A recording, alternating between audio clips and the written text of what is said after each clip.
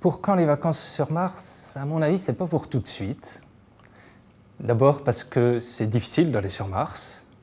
On a fait pas mal de missions aujourd'hui spatiales vers Mars. Je crois qu'il y en a une trentaine au total. Et il y en a un tiers qui ont échoué. Donc le voyage n'est pas encore très sécurisé, d'une part. C'est aussi difficile en termes de durée. Ça prend du temps d'aller sur Mars. Aujourd'hui, ça nous prend entre 6 mois et 9 mois. Et on peut partir vers Mars seulement tous les 2 ans et revenir vers la Terre aussi, pas très fréquemment. Donc on parle d'un voyage de plusieurs années. Et pendant ces années-là, on est exposé à toutes sortes de choses contre lesquelles nous sommes bien protégés sur Terre et beaucoup moins bien sur Mars ou beaucoup moins bien encore pendant le trajet. Puis est-ce que finalement, avoir ces vacances sur Mars, est-ce que c'est un endroit plaisant? J'en suis pas très sûr. Faut imaginer Mars, c'est un désert froid, un désert très sec, plus sec que les déserts sur Terre.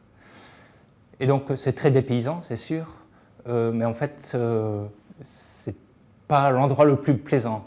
On imagine que si un jour on envoie des astronautes sur Mars, des femmes et des hommes sur Mars, on sera obligé de les protéger de beaucoup de l'environnement externe et donc peut-être les mettre dans des caves sous la roche.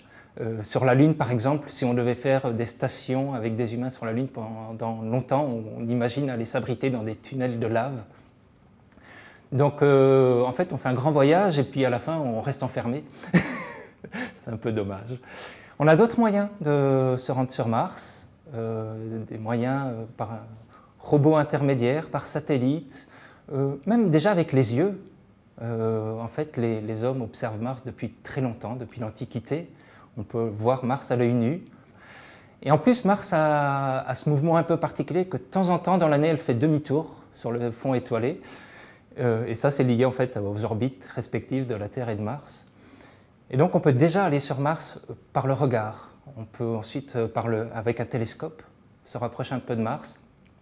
Et puis, avec les satellites, les robots que nous sommes capables d'envoyer aujourd'hui sur Mars, on peut déjà faire un très beau voyage. Ça fait quelques années que je travaille sur Mars, même je crois que j'ai fait une grande partie de ma carrière sur Mars, d'abord à travers des satellites qui s'appelaient Mars Odyssey, qui tournent toujours autour de Mars, qui est arrivé là-bas en 2002. J'ai fait un petit détour par la Lune et je suis revenu vers Mars à travers 2 missions américaines, toutes les 2. La première s'appelle Curiosity, elle est à la surface de Mars depuis 2012. On a un instrument à bord qui s'appelle ChemCam, qui est un instrument franco-américain, qui aussi regarde la composition chimique des roches, mais cette fois-ci in situ, depuis la surface de Mars. Et on prépare actuellement un autre instrument qu'on appelle SuperCam, qui est la suite de ChemCam, qu'on a un petit peu amélioré, même pas mal amélioré. ChemCam, c'est une caméra chimique. Son nom, c'est ça, c'est Chemical Camera. Ça nous sert surtout à concentrer la lumière d'un laser sur la roche, un laser qui est très puissant. Et en concentrant cette lumière sur la roche, on arrive à créer une petite étincelle. Cette étincelle, on va récupérer sa lumière, toujours avec le même télescope, et on va l'envoyer dans ce qu'on appelle un spectromètre qui décompose la lumière. Ça, c'est la partie américaine de l'instrument. Et cette décomposition de la lumière permet de savoir les éléments chimiques qui étaient dans cette roche. Combien il y a de silicium, d'aluminium, de magnésium, de fer, tous ces éléments chimiques qui nous entourent, qui sont les mêmes à la surface de Mars, et qui nous disent quelque chose sur l'histoire de cette roche. SuperCam, c'est aussi une caméra chimique, mais pas seulement. On a rajouté la possibilité d'aller voir les minéraux. On utilise toujours le même laser, sauf qu'on va réduire sa puissance. Et au lieu d'aller faire une étincelle sur la roche, on va aller exciter les molécules à la surface de ces roches. Ça crée une lumière qui est très faible, qu'on appelle la lumière Raman, et qui en fait nous dit comment les atomes sont attachés entre eux en quelque sorte.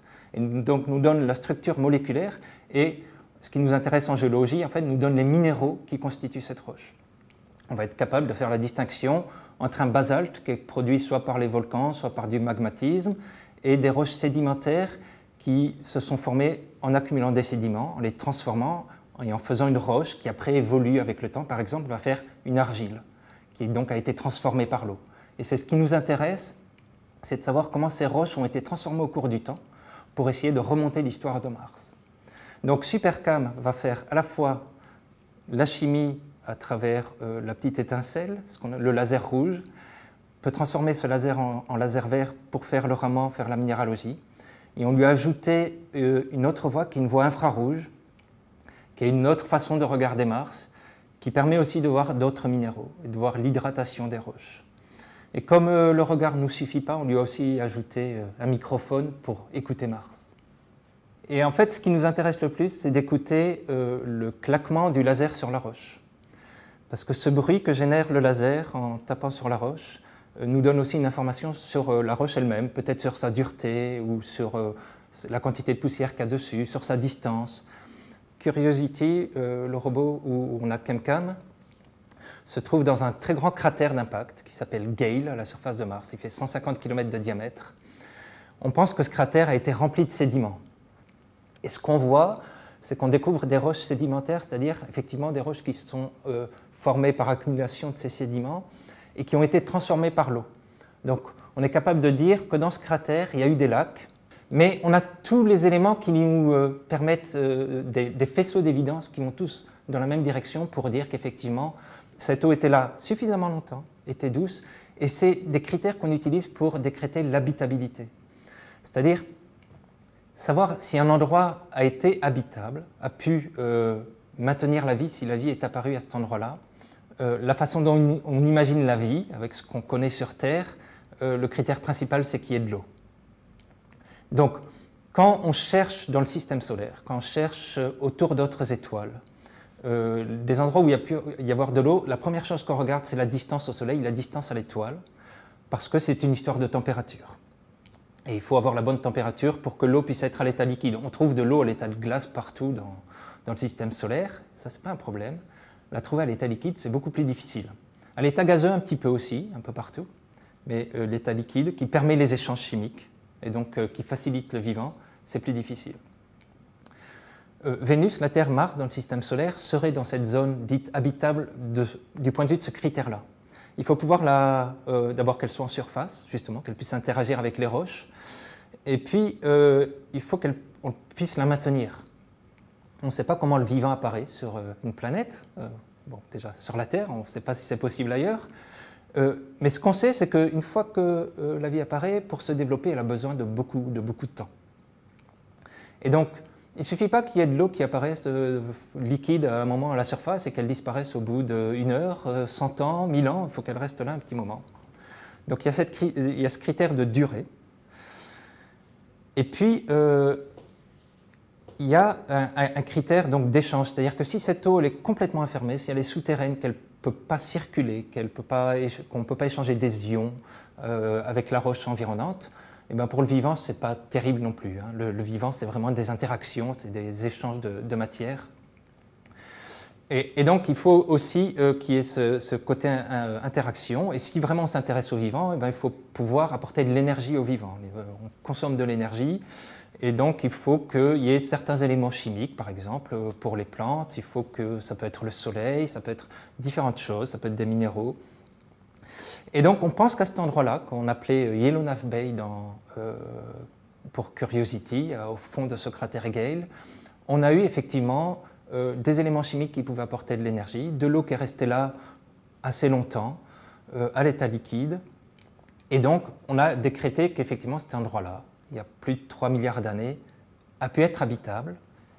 Supercam essaye d'aller un petit peu plus loin parce que la mission, qui n'a pas encore de nom, on l'appelle Mars 2020 pour l'instant, une mission américaine, essaye d'avancer un peu plus dans l'exploration de Mars. En fait, la découverte de Mars, son exploration est assez organisée.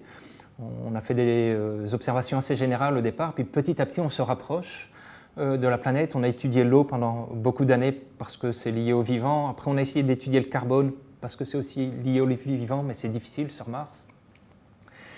Et maintenant que Curiosity a montré qu'on a des endroits sur Mars qui ont pu être habitables, il y a 3,5 milliards d'années, on essaye, avec Mars 2020 et avec Supercam, de s'intéresser aux conditions prébiotiques. C'est-à-dire, quels sont tous les éléments qui doivent être réunis avant que la vie apparaisse. Supercam est un instrument international avec des contributions françaises, américaines, espagnoles et danoises, qui se divise de la manière suivante. En fait, sur le robot, il y a une partie qui est en haut du mât qui permet donc de tourner, de regarder à droite, à gauche et donc de pointer les roches qu'on voudra analyser. La partie qui est en haut, c'est principalement la partie française.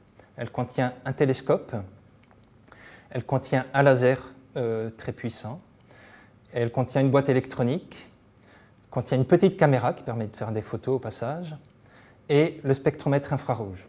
Tout ça dans une espèce de boîte à chaussures. Ensuite, ce système-là est relié au rover par une fibre optique qui permet de faire descendre la lumière depuis ce télescope vers le corps du rover. Cette fibre, elle est fournie par le Jet Propulsion Laboratory qui construit le rover. Et elle va amener la lumière dans le spectromètre, qui est la partie américaine, qui décompose la lumière pour faire cette analyse.